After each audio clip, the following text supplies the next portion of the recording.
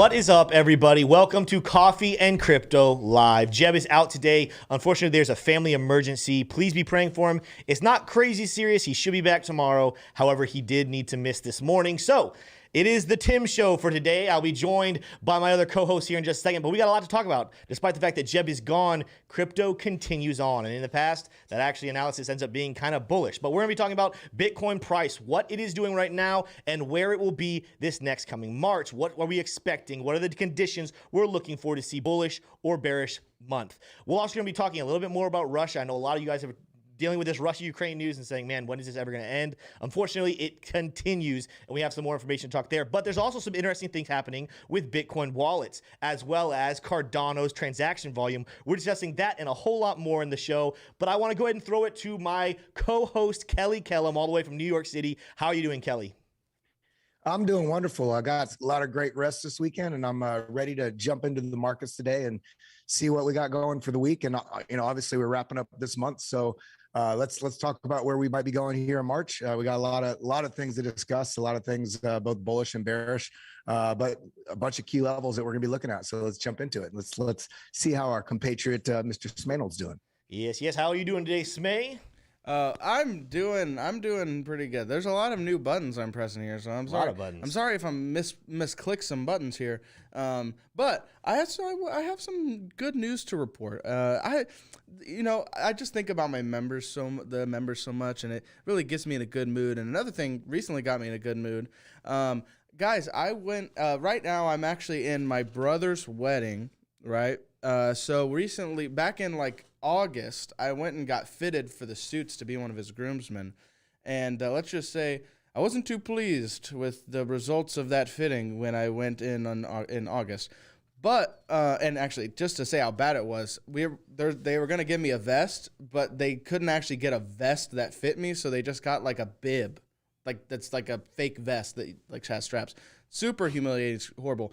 But I went back because obviously my weight loss journey. I went back to get refitted now, and the wedding's 2 weeks away.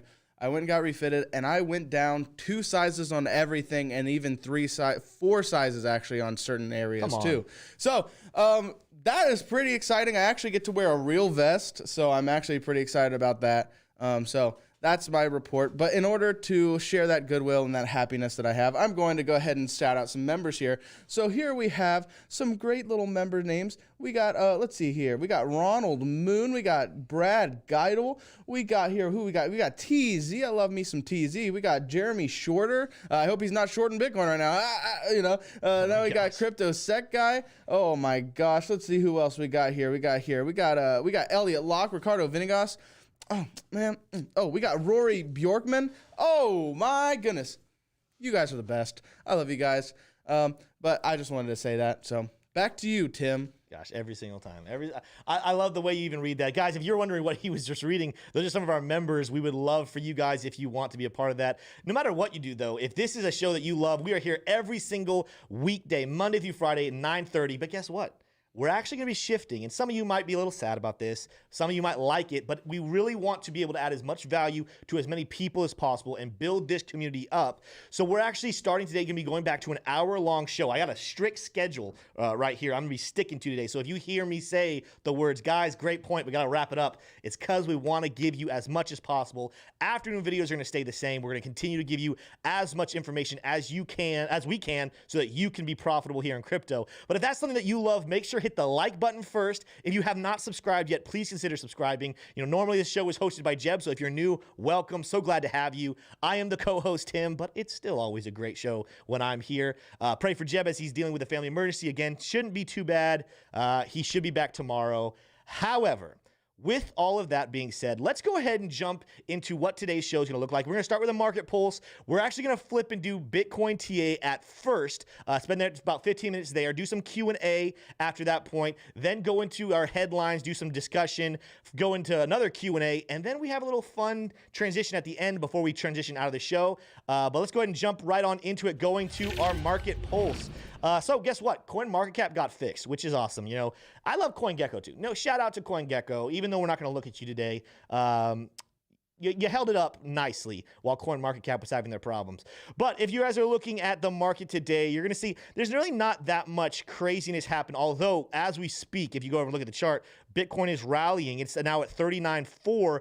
Earlier this morning, I remember looking at it closer to 37. So this is a little thing we're going to keep an eye on here in just a second. But for now, let's keep talking about the market, and then we'll get to Bitcoin here in just a minute.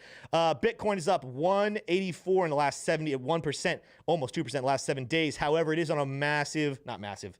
That's the wrong word. It's on a little rally of its own right now. Let's see if that's sustainable. Ethereum down 3.8% in the last 24 hours.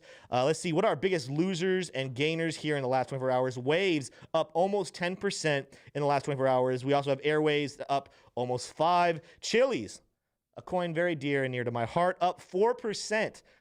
Hey, nice for my holdings. We had a good dip there, so probably still in the red on my Chili's holdings, but luckily it's not necessarily too large. Let's see what our biggest losers are. Convex Finance down 13%. I've never dealt with that one. Ranked number 85, so at least it's in the top 100, but I've never really dealt with that one. Thorchain is also down 7%. Celsius down almost 6%. Kelly, are you investing in any of those coins, or do you know anything about any of those coins that people should know? Because a lot of times, just so you guys know, when you see coins in the red, it's not a necessary, and it's not always the same thing, but a lot of times the best buying opportunities 60% of the time are right after. Yeah, 60% of the time it works every time. No, a lot of times the best buying opportunity is on a day where you see a coin in the red. So that's why I'm asking the question. Kelly, do you know anything about these coins that we're looking at here on my screen? Well, yeah, Thorchain I've been following for a while. I've never laddered into that one, but it's definitely been on my watch list. The other coins I'm not too, I don't want to say not keen on, but I'm not super tuned into. Yeah. There's so many coins out there, but yeah, I mean, you're perfectly right. It's one of the funny things about the way the market flows. All the new retail tends to start coming in when we're near a top.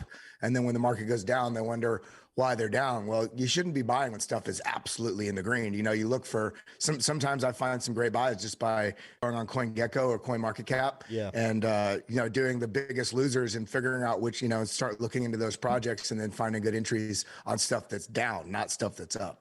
Yeah, that's a great point. And so, like I said, guys, that's just the market pulse at the moment. As we said before, we're about to jump into Bitcoin. Actually, I don't want to go there. Let me go back to our main CoinMarketCap page. Bitcoin is one that's just flipped into the green. It was red just a second ago, up now 0.1%. So it's not necessarily time to just go ahead and celebrate. However, we're about to jump onto TA there. If you love that, go ahead and hit that like button if you haven't already. Smay, any thoughts about the market before we jump into TA? Yeah. There's a lot of uncertainty, and that means no one can know for sure what's going to happen next. So just hold in tight, guys. Strap in your seatbelts. There we go. Strap on the seatbelts. Well, before I jump into my opinions of what I think the market is doing, I want to just start with kind of some TA on Bitcoin, neither bullish nor bearish, just acknowledging what is happening. As we said, there's a green candle right now on the daily chart. It is rising. We're now sitting around 39,300. This is a good spot for Bitcoin. As you can see right here on the daily chart, we have not closed at this level since before the 20th. So if we can close above there, that's some bullish momentum. But we're sitting right now at a pretty key point on the daily chart. Can the day end up closing at that point? We'll have to see. As you guys can see right now, one thing that I'm monitoring is two different resistance levels. The first is this descending level, and I'll explain why I have it at that point rather than coming up to the top here, what we saw between the, let's see, about 6th and 17th of February. This is a trend I want to follow, and I'll explain a little bit later. Just keep your eyes on that. The other one is this flat level of resistance right here at 40,000. You're going to see why that's significant when we go down to the 4-hourly chart, but remember, that's a key point. I called this or talked about this the other day, how key it was, and sure enough, look at that wick right there on the 26th. We ended up reversing right off that trend, but we also reversed right where it intersected this downtrend and that flat level, so that's really interesting to me. We're going to talk about that a little bit later, but for right now, keep your eyes on those two lines of resistance. Another line of support we are looking at right now is this line right here at 35,000. The significance of that line is because that is the lowest close we've had during this trend right back here on the 22nd, 23rd of January. Are we going to drop back below this? The reason why I think it would be significant to do so is because we're looking at our RSI. This is where we hit the bottom level of RSI. If we're zooming out here, this was the lowest point of the RSI we've had now almost this entire bull rally. It depends on what you call the bull run, the bull trend, the bull market, whatever it is. This is the lowest we have been at least since back in May of 2021. So why is that significant? Because a lot of times when you're looking for reversals, you want to see strong bullish RSI divergence. Well, we have our low point right here, which makes it nice and easy to set it up down the road. We have not done so yet, but is that potentially in the cards? Is that still coming back that we're going to end up seeing a daily close below this $35,000 level, giving us our daily bullish RSI divergence, which would work sort of kind of like a spring and send us back up into the, who knows, all-time highs. Either way, let's keep looking right now. If you're looking at the RSI on the daily chart, the significance that I'm looking at right now is we just crossed over the 14 daily SMA. That's that yellow line you're going to see on your RSI. Other than that, there's not a whole lot that I'm seeing right now to necessarily speculate on. If I pull down my MACD, just so you guys know, I like to put it up top. We are heading towards a daily cross, but this is kind of an area, if you're looking here, there's some indecision on our MACD. Again, nothing special happening. When I'm talking about special, I'm not seeing any sure signs of any type of divergence coming forward. If you guys have been looking and watching this channel for a while, especially my takes, I have been able to read a lot of reversals based off of what the MACD and the RSI are showing us, specifically when it comes to different divergences. At the moment, there is nothing on the horizon that I see happening here in the next day or two, at least, if not the next week. So this is kind of a place where I'm like, all right, there's not a whole lot of significance there. Let's go and look at our Bollinger Bands and our TD sequential and see if they're telling us a different story. And I'm gonna tell you right now, both of them are kind of in a spot of indecision. Could we rally up to this flat level of resistance, maybe bounce off that 20 daily SMA? We could, but that would be a bearish sign. It's actually probably a good thing that we're kind of hovering right here in the middle. However, we're sitting in no man's land. Look at the TD sequential. We have we call this a red or a bearish 4 because the color's green. When we hit a 9, that tends to tell us we need to go down to the downside, but that's kind of sitting right there in no man's land. A 4, a 3, a 4, those are not really significant. We're also kind of sitting in no man's land on Bollinger Bands. Unfortunately, we're on the bottom side of it. So this is something, again, I want to see it play out, but I'm tempted to believe that there's a couple things happening, and the coincidence between this cross, this line, and where that 20 SMA is headed, I'm just going to say it right now, that is not the most bullish thing technically wise for Bitcoin, but let's see how that plays out. Let's go look at our Lux Algo on the daily chart and see if it's telling us anything. I'm pretty sure it's not, but I want to just make sure. Yeah, we're still in a strong close. The good news is that we do have some purple candles. Purple candles a lot of times represent some uncertainty or indecision in the market. Are these going to continue back down to the red? Are they going to flash green? Are we going to see a potential, if we can break over these two resistance lines, potentially our trend catcher will turn green and we'll be able to go to the upside. However, that's not what we're seeing at the moment. So therefore, this is definitely, from what I'm seeing on the daily chart, kind of a no trade zone. I'm not necessarily saying that you sell here, but I also do not think this is a great place to buy due to those 2 levels if you look at this one, 3 levels of resistance that we're looking at that we need to overcome, 4 if you also count the Bollinger Bands. Now, I want to go down to the 4-hourly chart. We're going to get a little bit more information about what's happening. Not necessarily all of what I want. Again, on the 4-hourly chart, I'm still struggling to see a whole heck of a lot of significance happening on the RSI. Why do I say that? Because we keep creating flat tops here. We're also creating flat tops there. We're creating flat bottoms. The RSI and the price are actually moving kind of closely right now. The MACD is about to cross bullish. However, as we just talked about with those resistance lines, they're still there. There's still things that I want to monitor. The market's not really showing us strength either way. I actually see this as kind of saying we're in a season, and this kind of makes sense based off of all the news coming in, that we're really not sure who's in charge, the bulls or the bears. There's a lot of reason to be bullish, but there's also a lot of reasons to be bearish. And I do believe the technicals are one of the reasons to be bearish. Not long-term, simply short-term. That's a lot that I wanted to cover there. Let's look at our Bollinger Bands and TD sequential real quick, and then I'm going to throw it to Kelly to get his thoughts before I show you why I potentially think, not only due to these resistance levels we're going to go back down, but something we have seen within the last 12 months is a sign that potentially we might repeat it, and in the long run, it's going to be very bullish. But looking real quick at our Bollinger Bands, TD sequential, the Bollinger Bands are definitely more restricted. We just flipped, but this flip on TD sequential, we only got to a red 4 before turning green. This is another sign to me of potentially saying that we're in an indecision moment. Look at that top of the Bollinger Bands right in line with those 2 resistance zones. This confirms even more my suspicion that most likely we should not be overly bullish right now. A reversal is probably coming. But Kelly, I want to hear what you think, and if there's anything you're seeing on your chart that I missed. Did we lose Kelly? I can't hear you, Kelly. I'm sorry about that. My thing was muted. Oh, okay. Sorry about that. I was like, "Ooh." So here we are. I'm looking at the monthly. We're closing out February, and just wanted to point out here, we are actually holding on this is Bollinger Bands, but this orange line here that is part of Bollinger Bands is a 20 SMA.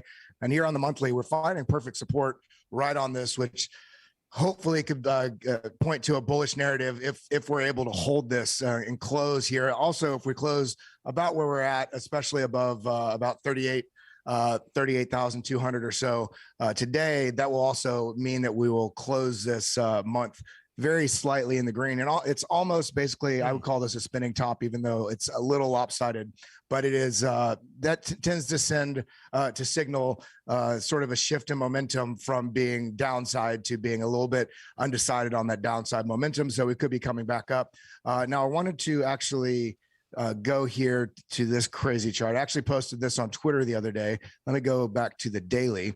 Here, go like that. So looking at this, there's a lot of different supports that you had mentioned also, Tim. And when we're looking here, we basically rejected right here off this. And I even tagged this out that if we get a rejection here, it's very likely that we could come back and test this. This is a very confluent level of support below us, which would also, even with this retest that we had before, even if we retest it again, we're still setting up a higher high here, not only from this trend, but also from this 29K low, which would be a very bullish narrative if we continue to hold this support above this. If we were to break down below that, then I kind of call this final support of the macro bull right here, because this is, I think this is confluent in this area with the 55-week moving average. And then down here, this is a Bitcoin realized price. This is what I would think is our probably closer to our ultimate floor if we did break down. But I honestly think that I don't want to say the tides are starting to shift, but that there's a loss in this bullish momentum while we're also still having a lot of other bullish parts of the narrative to coming through. Excuse me. The other thing I wanted to show is this chart here. I shared on my Twitter the other day, and this chart right here is actually the U.S. dollar index. And as we've showed before, basically anytime the dollar is weakening, Bitcoin is very confluent with Bitcoin having upside action. And these are right here. Look at this. This rejection here was the start of the 2017 bull run. This was the start of the large bull run we had in 2020, coming down. And here we are again, we're testing this resistance. And not only that, we're testing the resistance on the RSI. Perfect confluence here. If the dollar were to get rejected here and come down, that is obviously not directly 100% meaning that Bitcoin is going to go up, but it does give sort of correlative positive inference about where Bitcoin, it would strengthen the case for Bitcoin moving higher. And the only other thing I wanted to share here that is bullish that goes along with what you were saying, not only in terms of the Bitcoin price, but the non-zero addresses is just going absolutely up and to the right, even with this sort of sideways year-long consolidation between 30 and 60K. And this obviously could be somewhat heavily influenced by what was going on in Canada, as well as the the Russian-Ukrainian conflict.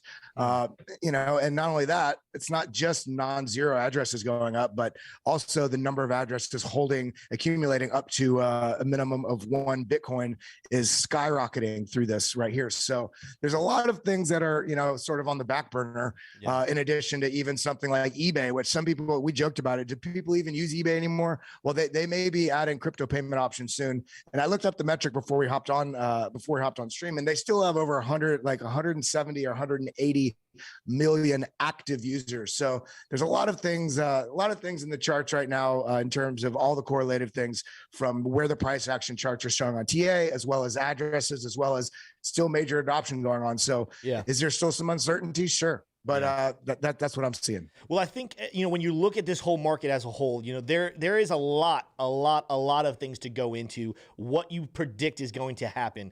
And that's something we're going to talk about here in just a little bit, of what this coming March starting tomorrow is going to look like.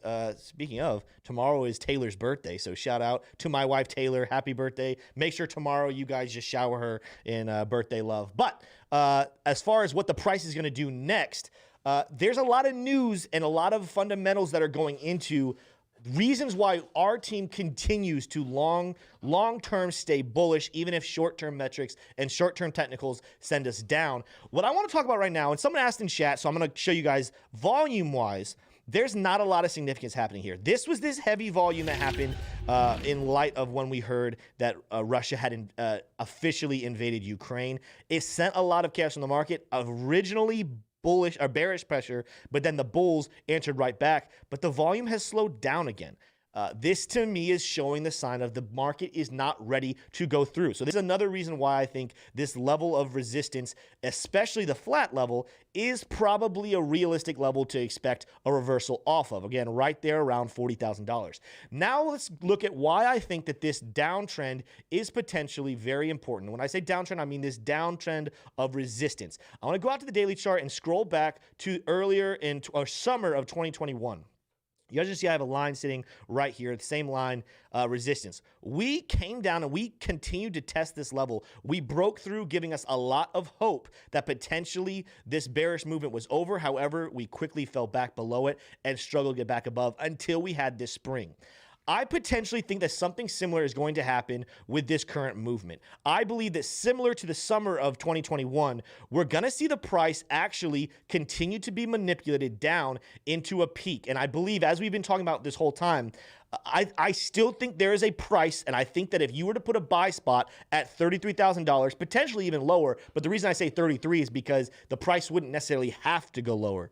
I do believe that the price is going to hit that level again. I think we're going to see a similar thing play out, where as the whales and as the institutions want to gobble up as much as possible, they're going to take advantage of the chaos happening right now in Europe. They're going to take advantage of the fact that there's a lot of uncertainty in the market, despite the fact that metrics, news, and fundamentals are showing us institutions and even now more retail investors want to get their hands on Bitcoin. They want to get their hands away from fiat currencies and centralized monies and get them into decentralized systems.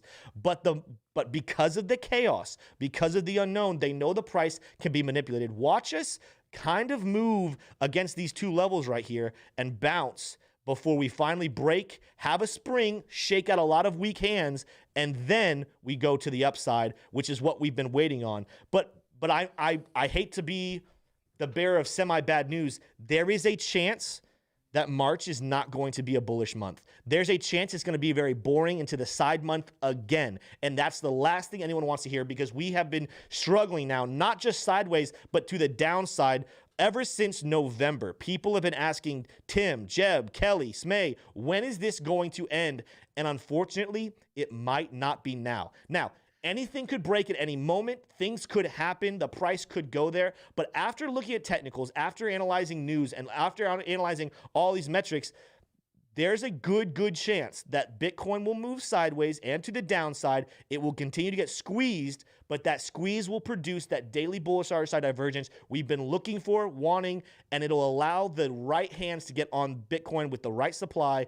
Supply will cover over demand and the price will go up. Before we close out this segment, Smay, I want to hear what you think, even though that you're not a technical analyst and you don't look at the charts for all of your opinions. What do you think based off the analysis that we just did and what you're seeing in sentiment about what you think March is going to look like? Yeah, interesting question. I'm going to be honest with you guys. Like I said, I kind of hinted at it earlier, but it's so uncertain right now, and I really think this month is going to be exactly what Tim described, being probably another, we're moving sideways and we're just kind of, maintaining where we're at. Now, there's certain developments in this conflict that might lead to some bullishness potentially if they're able to figure out some good negotiations or something. But in the meantime, while that's still up in the air, I think you're not going to see any institutions, you're not going to see much retail, and you're not going to see many people making any Bitcoin moves right now. And I think that's just because people are still uncertain about even the role of Bitcoin. Because I think if everyone believed what the enthusiasts believed, saying that Bitcoin is this great, amazing decentralized currency that's going to change the world, then you would see a lot more people buying Bitcoin and they wouldn't really care. The problem is a lot of people just see it as an investment, as just a hedge against inflation. And in that, there's going to be a lot of people that are saying, I'd rather have my cash right now because I don't know what's going to happen. So I think ultimately it is. Yeah, like I told you guys, we're going to be moving on because it is 9:55, which means it is time to go into our first intermission. We only have one super chat. So, Smay, while I'm reading that super chat and then Kelly and I will discuss, can you look to see if there's any chat that we want to answer, or if people want to put up a super chat? We have 5 minutes. We're going to answer questions before we dive back into headlines and further discuss price action this coming March. Yeah, somebody said, Shane Hansen said turtle market. I agree. Yeah, more turtle market. We thought it was done, but it's not. No, this is just another turtle. It's another turtle to the turtle. market. Yeah. What happened to the turtle? He's one of those pancake shell tortoises, actually. Oh, okay, good. Yeah. I was worried he got hit by a car. Look him up. That's a real animal. The Coin Father said. I wanted. Okay, hold on. Let's get the question, then I'll throw it back to you, Kelly. The Coin Father said, "Good morning from Madtown, Wisconsin."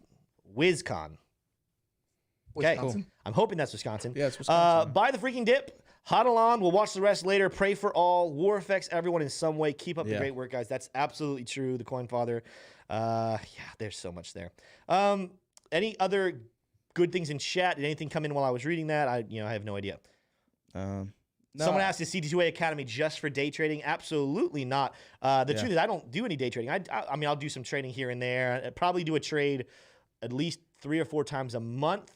However, no matter what you're doing, whether you're just a hodler, even if you're just a DCAer, knowing how to read the charts is never a bad thing. So trading for sure will be benefited by knowing technical analysis, but even wise trading points, knowing when to buy in and when to sell and take profit, you got to know how to read the charts along with analyzing the news. That's what's also really cool about it. By no means does CT2A negate the fact to pay attention to the news and pay attention to fundamentals. It just helps you look at the charts. And when you're able to look at the news, the fundamentals, and then watch how the chart responds to them, is when you will put yourself in the best spot to be making wise investments. That's something super intelligent. I heard from somebody the other day, it's not that I didn't know that, but he just articulated it very well. He said, it's not that news is not important and it's not the charts aren't important. It's when you look at news and watch how the charts respond that you get the clearest picture of what's happening in that market. So that is why, if you are considering, if you're on the fence about technical analysis, heavily look into it. No matter what, whether you use CT2A or not, I heavily encourage you to use so because it is the best program out there. But if you find something else, learn how to read the charts because it's gonna add to your ability to invest properly, not just trade. That's a good question though. Someone said Roberto D said TD sequential, how to find it. It's been a little minute since I. You can go to my chart. It's been a little minute since I had to deal with TD sequential. Let me delete it and I'll figure out. You guys will watch me figure it out. So just got rid of my TD sequential. The first thing about TD sequential I know is it's not a very common one. So I have it in my favorites. The name of it is just TD sequential, but I don't think if you go to your charts and just look up TD sequential, it's gonna come in. It will for mine because I have it as a favorite. But I think that you actually have to go to not invite only scripts. Dude, man. Kelly, do you remember when you first found TD sequential where you found it? Was it in community scripts? I just searched for it. I know that sometimes if you're just looking at technicals, sometimes it's hard to find. But again, it's not going to show you because it's the one you use. It looks like it's made by Glass. It's made by Glass 23801. I don't know how. Hopefully that answers your question. Again, it's been a little minute since I had to go look for TD sequential, but that's a great question. Speaking of CT2A, on CT2A, he actually answers that question. He actually shows you guys every single indicator that we use. He shows how to go and find it from its source. So not a bad part of it. Let's go look and see if there's anything else going on. I'm sorry, I didn't tell you I was going off my screen. So you get off my screen there for a second. You really we got 1 minute left. So one question. Anything in the chat that you see? I wanted to add too about the whole idea about March being sideways. I think everybody, it's been looming in our minds, but we all need to remember that regardless of what the price action does right now, even if we go up a little bit from here, I think everything is going to be a little bit held down and, with this indecision until at least mid-March because of the decision that around the Fed raising interest rates, what that's going to be. So there's a little indecision, even if it goes up or if it goes down or if it stays the same, until that happens, it's kind of, it'll be somewhat of a damper on the markets. And even if it goes way up, until that indecision about, or that confusion about what it is going to be, you know, that fear about what might happen always is a little bit more of a damper than what will happen. So as soon as that sort of happens in mid-March, I think we can see an explosive end of March if it's not above where everybody's predicting. All right. Well, it is 10 o'clock. It's time to move to our next transition. Just want to make sure everyone knows, though, Mike Markle, first of all, I saw your super chat. We will answer that here in 15 minutes because our show is a little short today. It is an hour long. We are to the second on everything we're doing here. Jebb had a family emergency today. Again, pray for him, although just be confident it's not anything so serious that he shouldn't be back tomorrow. It's just a lot of stuff happening. He had to take the day to deal with it. So love for Jebb, pray for him. But Kelly, let's go ahead and jump into headlines. And again, I'm going to go ahead and spoil it for everybody. Most headlines right now in crypto are still reverting around the Russia-Ukraine conflict. We're going to discuss that here a little bit because, again, it's what's really big. But there are some other headlines that are really important, Kelly, that I want you to run us through. All righty, let's do it. So I am bringing it up right now. There we go. So sorry, I have a new setup, so it took me a sec. Finally, I don't want to say finally, but it was nice to see at least that there's potentially some positive movement in terms of the Russia-Ukraine conflict. They have started some negotiations and on the Belarusian border between Russia and Ukraine. And this also comes on the heels of the U.S. imposing a lot more sanctions on Russia. So all we can do right now is wait to see what develops out of that. I'm not hopeful or skeptical about. I'm trying to keep a completely open mind and let this story play out as it does, because there's no telling, especially with some of the decisions Putin's been making.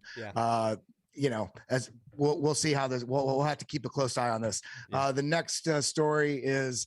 This is directly related to that as well. Crypto exchanges consider Ukraine's call to freeze Russia's Bitcoin. And this brings up a very important distinction about it's almost like the same idea of free speech.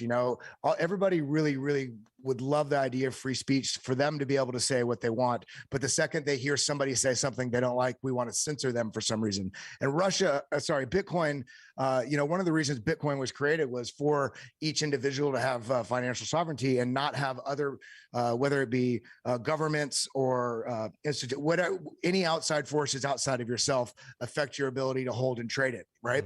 So Binance response here, and this is not saying support for one side or another. Bitcoin is completely agnostic to all those things. And this, right here says it clearly. It says, we're not going to unilaterally freeze millions of innocent users' accounts. Crypto is meant to provide greater financial freedom for people across the globe.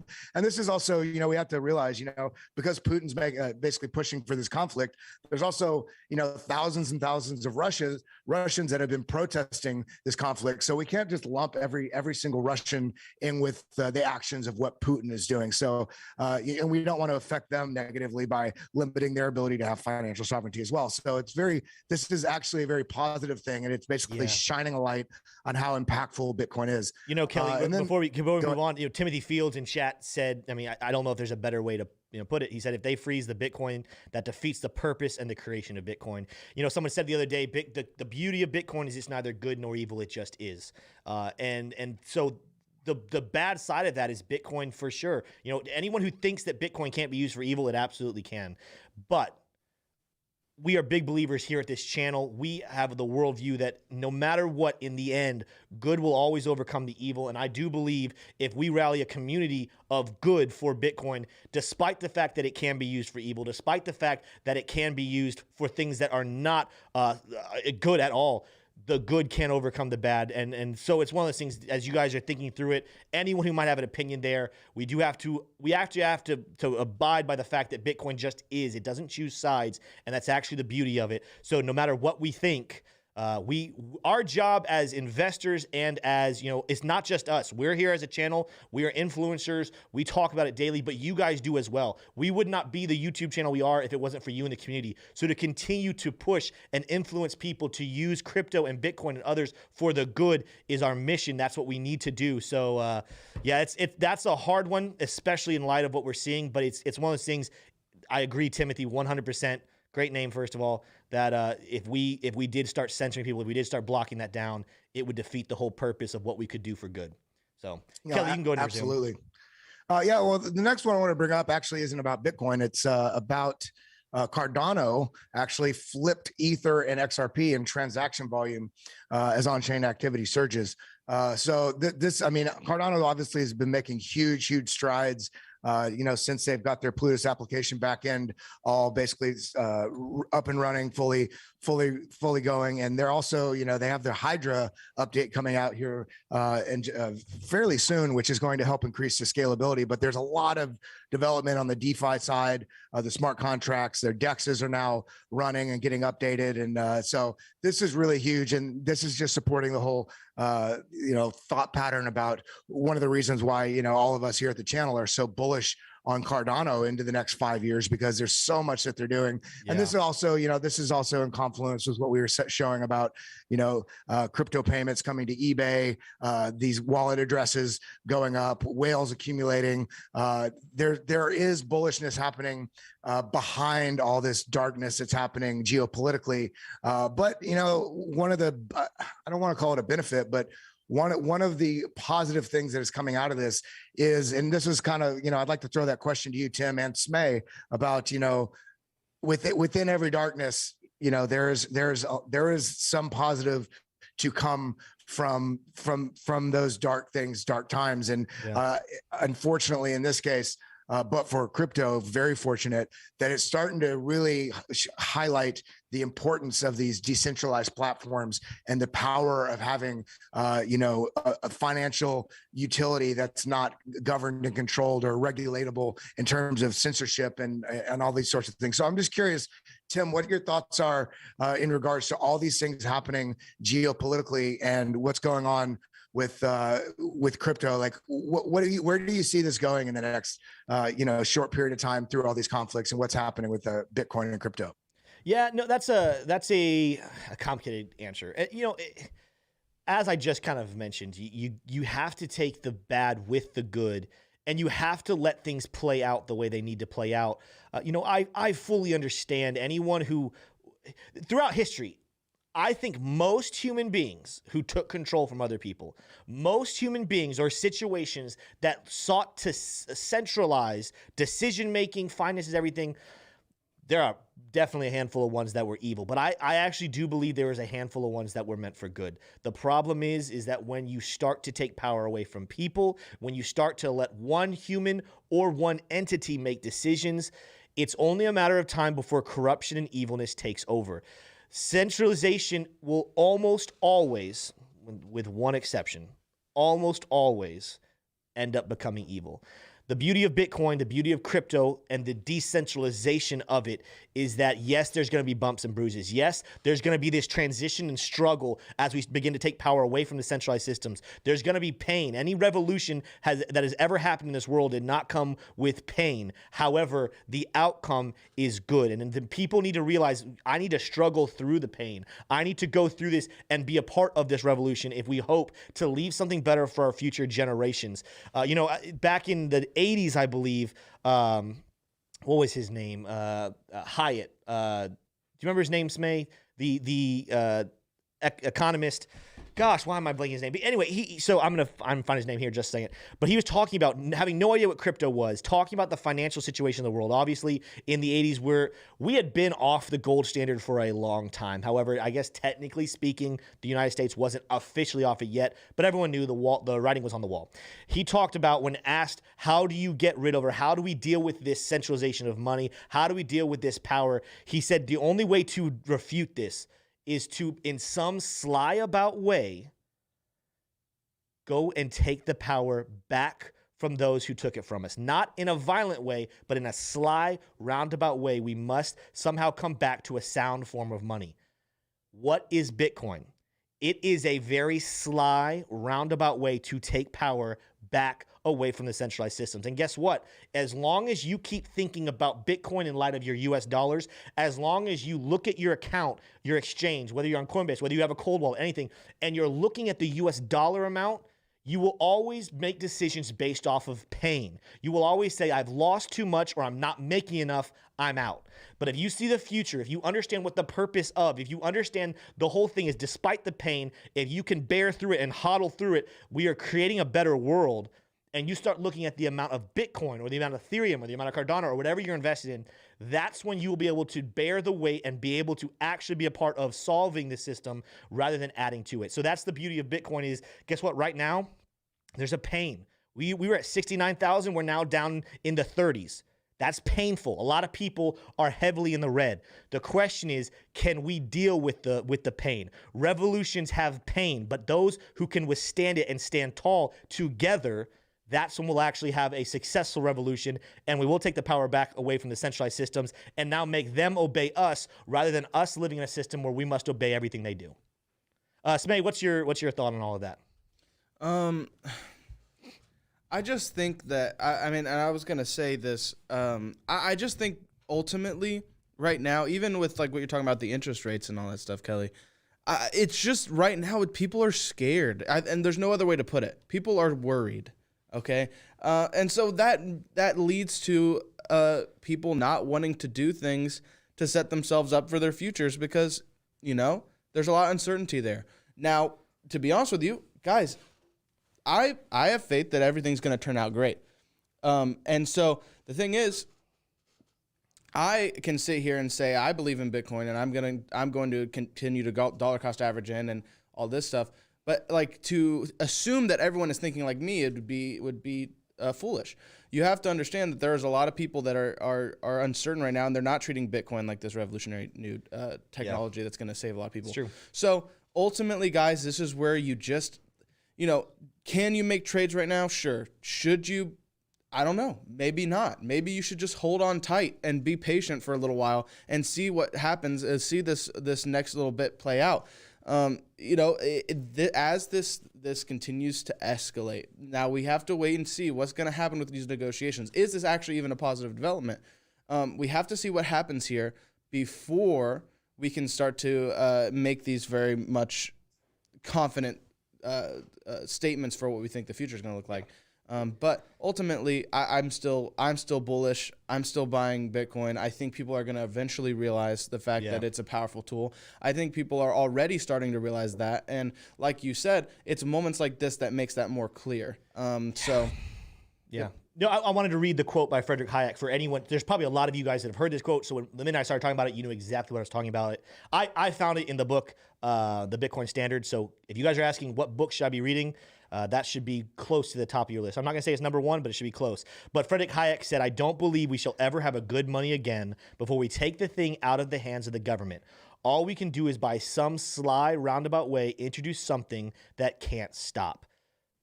Guys, if there isn't anything better, if there's not a better way to describe and define what Bitcoin is doing and was made for, Frederick Hayek, who never even lived, he didn't live long enough to see it come to fruition, pinpointed it perfectly. That's what Bitcoin is. Kelly, we have a couple more minutes here. Is there anything you want to say as we talk, through all of this about this situation before we move on to another intermission?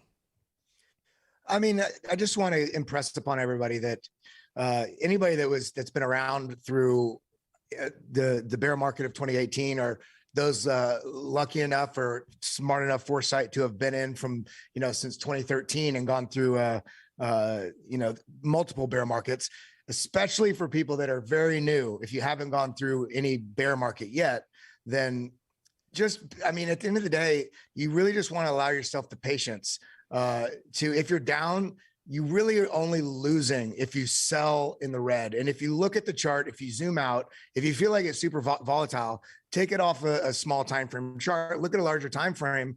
It's just a macro uptrend that's having small corrections along the way. And so I want to just impress upon people just to be patient and DCA in and trust the resistances and supports. And if it goes below that, it's okay. I've made some purchases and I felt like my dad and I joke about it, early on, every single time I bought something, I felt like it was a great signal to sell, because early on, every time I bought, I felt like the price went the opposite direction. But then when I stopped being so particular about it and just let the charts play out, it always ended up to the upside. So just be patient. It's one of the best investments of your life. And I'm proud of everybody for being here and tuning in to our show. Yeah. And you're on the right side of history, I think. Yeah, and even as we transition into our super chats, I just want to continue on what Kelly was saying there is, guys, if you're watching this show right now, we actually discussed this as a team this morning. We probably, I think we catch a couple people that are brand new to crypto, but as a whole, most people that watch this channel are actually people who are not only currently invested, but they're looking how to get wiser. Jebb says this all the time. What is the number one investment you can make in yourself? It's not Bitcoin. It's not Ethereum. It's not Cardano. It's your education. And that's what we're all about here at this channel is we don't want to teach people what to think. We want to teach people how to think. We want to see people create financial sovereignty over their lives, which means your money, your decisions no longer have control over you. You have control over your money and your decisions. That's what financial sovereignty is. We've said it before. If you're a billionaire, but you're constantly in anxiety and worried about your money situation, your eyes are just glued to what's happening, that is not financial sovereignty. We want to educate and create people an ability to work for themselves, to do for themselves, to watch the markets, to know for themselves when's the right time to get in, when's the right time to get out, take the anxiety out of it, and have that financial sovereignty, control over their finances so that they can do everything that they were made to do on this world. That's one of the biggest tragedies in existence is people who no longer follow what they're made to do. They take the easy job to get the house and the picket fence, and they give up all of their dreams and everything that they felt their purpose to do when they were young. If there's anything that we can do is to help stop that and actually allow people to live out the lives they were made to. Let's go to Super Chats, and we have a couple now that we can answer. Mike Markle, I told you we would read yours first, though. He said, how do you gentlemen feel about Cody? I've been taking a look, and I'm curious for your thoughts. Love and respect from Ohio. Shout out to Ohio. Mike Markle, you're one of our favorites. We love you. Kelly, I'm going to let you answer that one because Cody is not one that I'm invested in, nor have I done a heck of a lot of research in it. Have you done any looking into Cody? I mean, it's one of those things that is directly in line with what we were talking about regarding Cardano ecosystem. I think it's a great investment for a long term. I'm not sure if it's going to have, it's not going to have there's no way to know if it's just going to be one of those, giant pumps and come back down. I actually think it's going to be a slow burn with nice pumps along the way. But I think it's going to be very, very important part of the Cardano ecosystem, in terms of its payment capabilities. And it's a solid coin. It's definitely one I have on my must watch list. And I have a list of coins of about 15 coins that, and that one's near the top of coins that I'm following very heavily. Gotcha. We have another one from Sebastian Lacona. I'm sorry, Sebastian. I'm sure I'm not pronouncing that last name right. He said, I'm the actual winner of the HODL Trophy. It was thanks to what I've learned from you, best TA channel. My next move is getting CT2A. Yeah, Sebastian, I'm interested. Tag me in it or tag Smay or somebody. Let us know what you had predicted. We'll trust you. But yeah, no, last week, I will say the last couple of weeks, the winners, which have been me and Kelly, have been pretty darn close with our predictions. Last week was a week where we were not. But Sebastian, I'd love to hear what you predicted. Shout out to you. If you're learning from us, again, that's another thing that we're really big on is we don't feel that we are the end all be all. Even CT2A. CT2A is not trying to teach you just to think like Jebb. It's just teaching you what technical analysis is. Just, my story of how I learned, it was through CT2A. If you guys go back, any of you who have been watching for a long time know this, but if you don't know, go back and watch some shows from early last year where I was doing my best to learn, trying to give as many opinions as I could, to bounce off of Jebb. That's the reason I was on the show, is to give Jebb something to feed back and forth with. But it was horrible. It was terrible. But I watched CT2A. I learned. I asked Jebb some questions. But there are days now, and again, this is to be expected because no one can know everything at all times. But there are days where I'm like, hey, Jebb, did you see this on the charts? He's like, what do you mean? And I show him. He's like, oh, wow, I didn't see that. And I'm like, well, you know who taught me that? You taught me that on CT2A. So that's what's so cool about CT2A is it's not teaching you what to think again. It's just technical analysis and then teaching you how to go look and read for yourself. So if anyone ever disagrees with us, that is awesome. That's what we encourage, especially if we're missing something because that part of technical analysis isn't fresh on our brain. Last one I see here, unless something came in while I wasn't looking, Raymond Svodbada. A for effort, I would say, but I don't know if that's right. Are bullish technicals devalued in a bear market? Is it fair to say that your trading strategy changes when you long or short in a bear market? So, Kelly, I have some thoughts on that, but you definitely are more of the resident trader. Even though I've done some, you probably know more than me. Is it fair to say that your trading strategy changes when you long or short in a bear market? Absolutely. When you're in a bear market, the bullish metrics will help you if you're actively trading. You're going to be buying as the price, basically has large dips, and you're going to be, if you're trading, I don't mean long-term investing, you will be selling when the price rises back up to resistances as it goes down. When you're in an ultra bull market, you're going to be buying at supports, and depending on your trade strategy, if you're very aggressive, you'll be basically setting your pattern breakout targets for where you're going to sell, whether it be that in confluence with Fibonacci extensions or trading patterns as well. But right now, this is one of the reasons, like we've kind of said, it's somewhat of a no trade zone because we're still undefined. We're not really in an uptrend yet. We're still in a downtrend, but we're starting to form new higher highs. And even right now, Bitcoin's ripping quite nicely. We're hopefully we'll break past exactly where we're at, because it's pressing up right against the resistance level that is a very large resistance in terms of, if we break through this, and we might be setting a new local higher high very soon. So you just need to be patient and follow your support and resistances when you're trading out of a bear market, which we currently still are in. All right, well, we're gonna transition in a bearish midterm. That's what I mean. Well, we're going to transition now into a new segment, and we do this from time to time, but now it's scheduled. Just so you guys know, every single day at 10:20, we're going to spend about 5 minutes just as a team, just kicking back, asking some fun questions. This is where we'll do our price prediction, both our predictions and then the winners of them. But we're gonna play some games every day for about 5 minutes, just to kind of kick back with you guys. Want to see you guys interact with chat, give your answers to these questions. Today I got 5 questions for the team to discuss, and we're going to be brief with them. The first question, and I've been wondering this now for a little while, is ketchup just tomato jelly? That's people trying to make it out to be something else, but at the end of the day, really, is it any different than just tomato jelly? I want to hear what you guys think about that, Smay and Kelly, and then I want to see in chat what you guys think. Kelly, why don't you go first? You're muted. I never in my life, I hated ketchup my whole life until I was living in Thailand. And I don't know why in Thailand I started liking it, but I did. Maybe a different country gave me open mind to try new things. But only recently in the last 5 years started liking ketchup. But you're not really an expert. What's that? You're not really a ketchup expert, is what you're saying. No, but I do appreciate it now. Okay. I have a question in order to make my answer. Yeah. And because I genuinely don't know. Yeah. Do you have to cook ketchup when you're making it? I have no idea, actually. Can somebody in the chat answer that? Because here's my stipulation. Someone, D-Man just did say it's tomato jam, not jelly. So what's the definition between jam and jelly? I don't know, but here's my understanding of jam and jelly. Because I think I'm just a goober American, but I see them as the same thing. Yeah. And I'll tell you what, I think that jam and jelly is something that is cooked. You have to cook it down.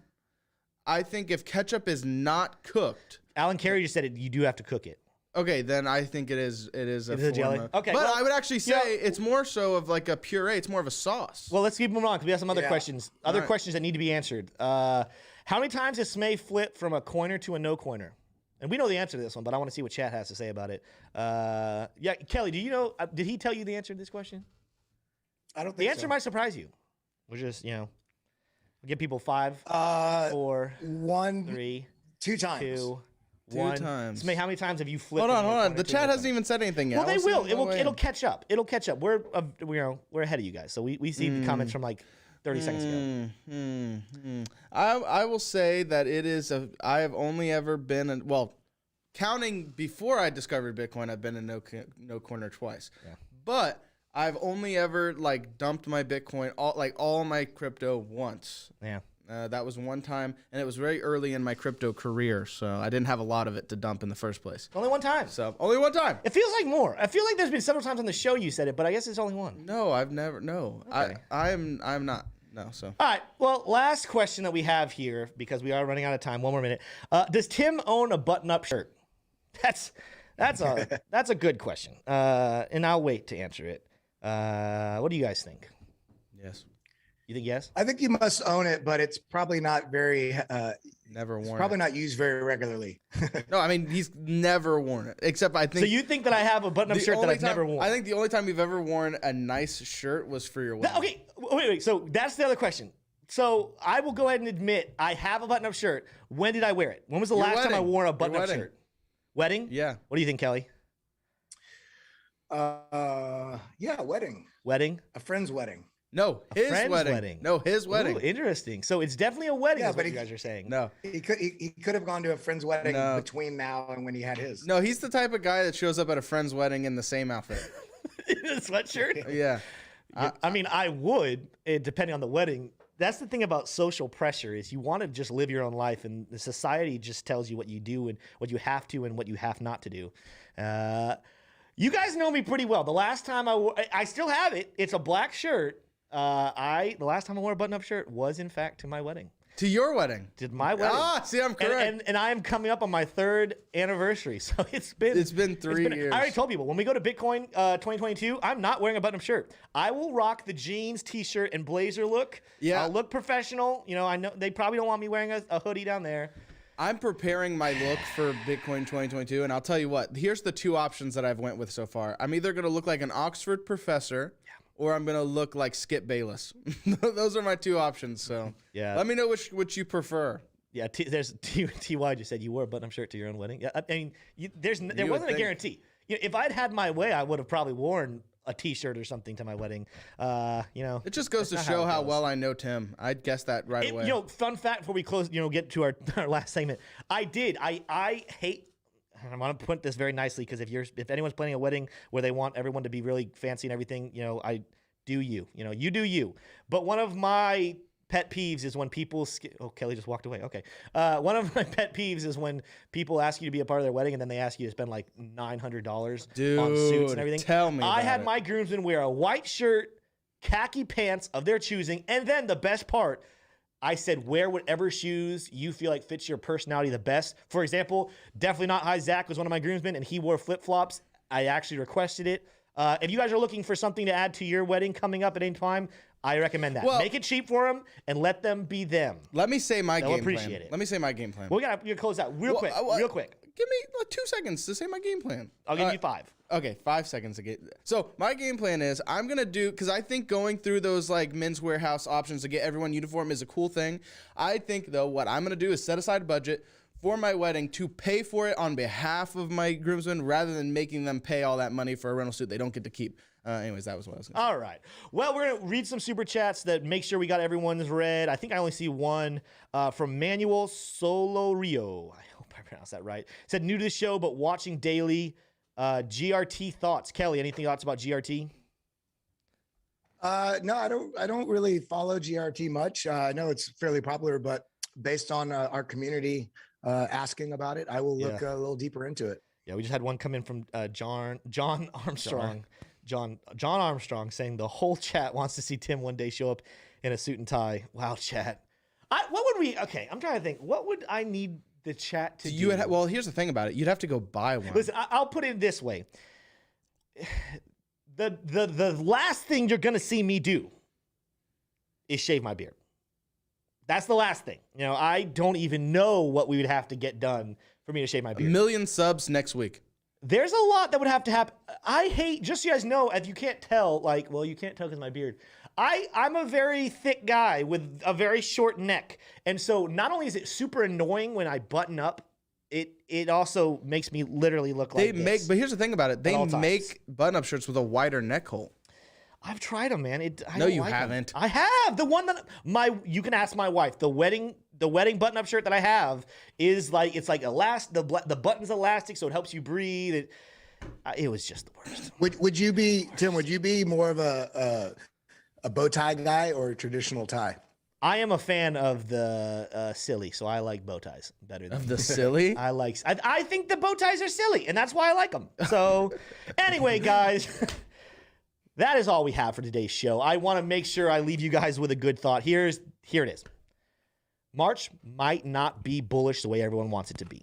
It could be. It absolutely could be. But right now, what we're seeing is not in a spot where we can guarantee that March is going to be good. But what we can guarantee is that Bitcoin is a part of the future. It is a fight against the centralized systems that hold people down today. One of the reasons why there is so much evilness in the world is because of one man or one entity taking too much power.